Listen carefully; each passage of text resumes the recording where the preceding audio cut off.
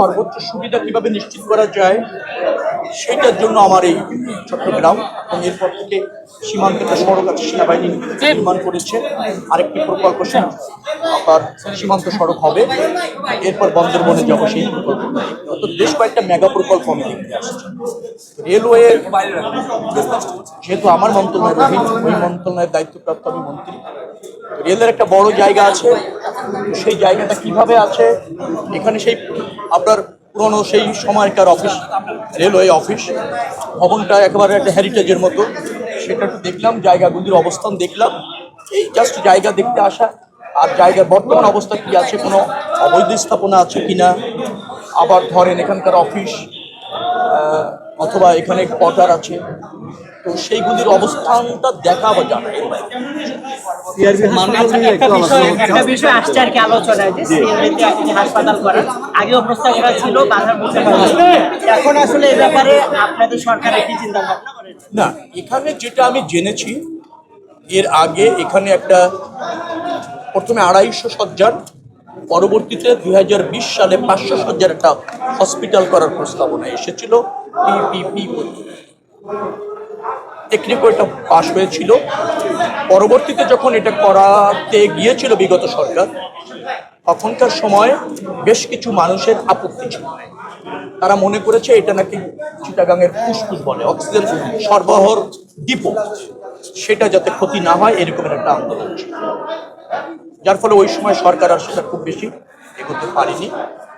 সর্বশেষ যে প্রস্তাবনা ছিল সেটা এরকম যে এখানে যারা এটা নিয়ে আপত্তি করছেন অথবা এই চট্টগ্রামের যারা স্টেক হোল্ডার, যারা নাগরিক সমাজের নেতৃত্ব দেন, চট্টগ্রামের নিয়ে যারা ভাবেন, যাদের সামাজিক আন্দোলন আছে, দাবি আছে, তাদের সাথে বসে এটা একটা সমাধানের সিদ্ধান্ত ছিল ওই প্রস্তাবনায় যে মিটিং করা হয়েছিল, সেটাও সংসদীয় স্থায়ী কমিটির মিটিং ছিল।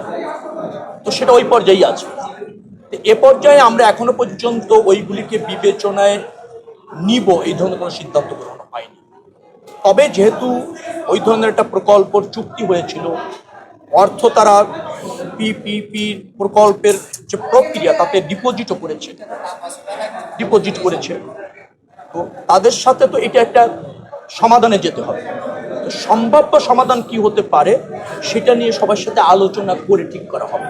তবে কি সমাধান হচ্ছে বা সরকার এখানে হসপিটাল প্রতিষ্ঠিত করবে কিনা বা করলে কি প্রক্রিয়ায় করবে সেটা নিয়ে এখনো বলার মতো কোনো অগ্রগতি নেই। বিকল্প একটি জায়গায় হাসপাতাল নিয়ে যাওয়ার একটা কথা উঠছিলেন, মন্ত্রণালয় থেকে যে আপনার কুমিরায় বক্ষবিহার যে হাসপাতাল রেলওয়ের ওই জায়গাটা বিবেচনায় নেওয়া হয়েছে না, এই হাসপাতালের বিকল্প ওটা এরকম না। এখানে পিপিপিতে যেটা হয়েছিল সেটা হচ্ছে এই জায়গায় কোনো রকমের পরিবেশের ক্ষতি না করে, কোনো বৃক্ষের ক্ষতি না করে, সবকিছু অ্যাজ ইট ইজ রেখে যদি সম্ভাবনা থাকে সেইটা বিবেচনা করে হসপিটাল হবে, এই রকমের সিদ্ধান্ত ছিল। এর বিকল্প কোনো সিদ্ধান্ত গৃহীত দাপ্তরিকভাবে হয়নি।